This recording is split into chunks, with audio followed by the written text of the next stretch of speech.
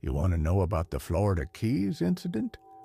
The one no one mentions in polite conversation?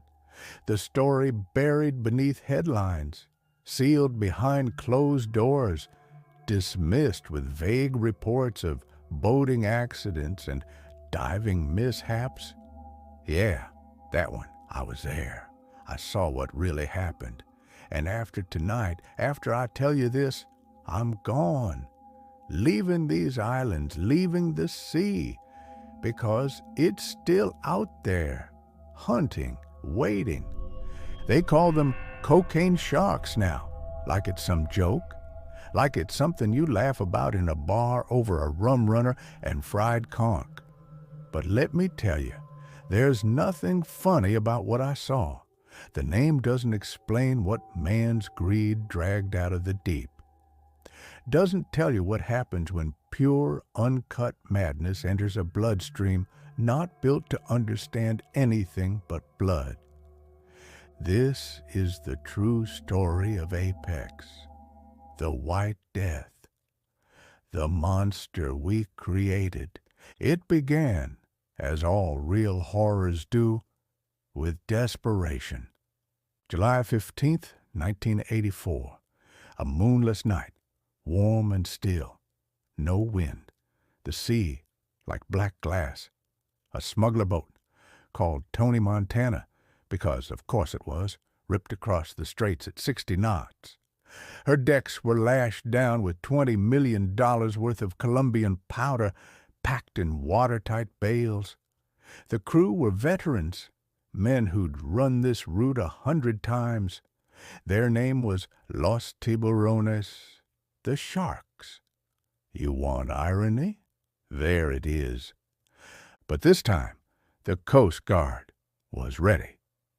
Cutter Fury, under Captain Michael Green, had been trailing them since just past Cuba. Sirens screamed across the water. The sky lit up with spotlights. Panic set in. El Martillo, the hammer, shouted to dump the load. Better in the ocean than in prison, he said, voice ragged from adrenaline and fear. One by one, the bales went overboard, splashing into the Black Sea and vanishing. 20 packages, each worth a king's ransom, swallowed by the dark. 200 feet below, something moved, something old, something that had ruled these waters long before we gave them names. 25 feet of muscle, bone, and cold calculation. A great white, older than the charts, older than the science. He had no name then, not until later.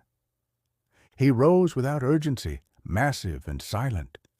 The bundles were strange, unfamiliar, but the ocean teaches patience. One package had torn open.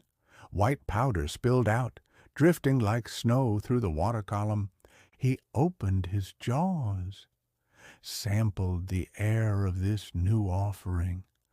The first taste didn't register as prey, but something ignited, a fire in the brain. Cocaine, raw, uncut, overwhelming. For a creature driven only by hunger and survival, the effect was immediate and catastrophic. Apex snapped. He didn't just swim, he launched. Like a missile from some abyssal nightmare, the pelagic venture, a shrimp boat from Marathon, was in the wrong place at the worst moment in history. The shark hit the hull at full speed. It split like kindling. I was below deck when the first impact came, just a scream of shearing metal and a crash that threw me sideways into the bulkhead. By the time I reached the surface, the water was red, not pink. Red. My crewmates were gone. One had vanished completely. The other was floating in pieces. Through the blood, I saw it. Those eyes, that stare, like two polished stones set in a slab of ice. Empty, black, but not blank. No, not anymore. They burned with something new, something unnatural. rage, addiction, hunger sharpened to a killing edge. The beast circled, not out of instinct, out of obsession. Every movement twitchy, erratic. A super predator pushed beyond its limits. He wasn't hunting, he was seeking. Over and over, he hit the wreckage, tearing at it, ripping metal and flesh alike with a kind of wild precision. We called the Coast Guard. They came. They saw. They couldn't do a damn thing. You can't shoot the ocean. 3 days later, El Martillo's body washed ashore on Big Pine Key. The coroner said heart attack, said maybe he fell, maybe a boat clipped him. But I saw the body. I saw the vest. Gouges, too wide for any propeller, too deliberate for any accident. This was no act of nature. This was a predator changed, amplified by the worst of us, a chemical storm inside a perfect killer. That was just the beginning.